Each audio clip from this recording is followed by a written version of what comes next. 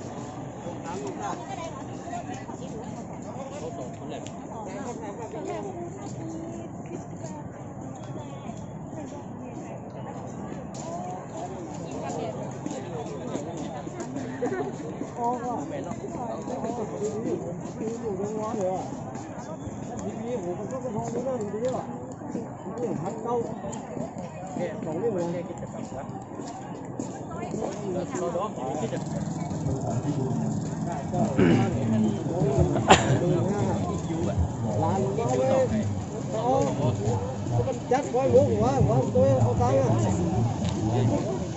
ไว้ลูกก็ได้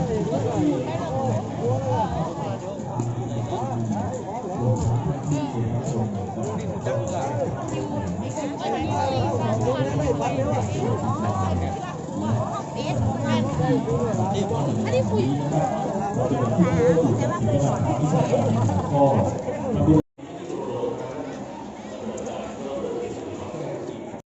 สาธุสาธุนับจากต่อจากนี้ไปขอเชิญอาจารย์อุทัยดำเนินการตามกำหนดการณการบัดนี้กับท่านผู้มีเกียรติทุกท่านครับท่านผู้ช่วยศาสตราจารย์ดร.ภาครัตนบุดีเจ้าคณะจังหวัดเชียงรายได้นำคณะเชียงราย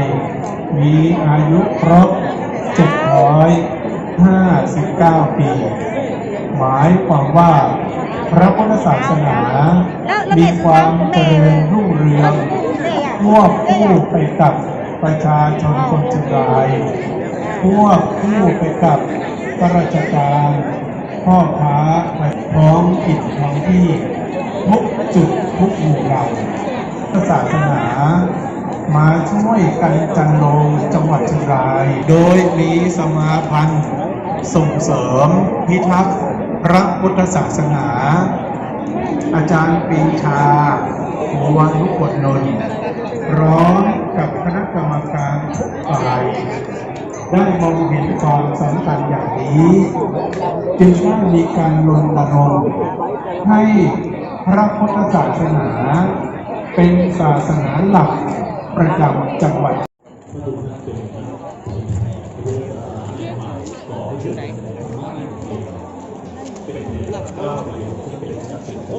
ทยเป็นผู้ที่รับผู้สนับสนุนจากสำนักงานที่เหลือแต่ผู้ที่ในสหประชาชาติหรือ UNHCR เป็น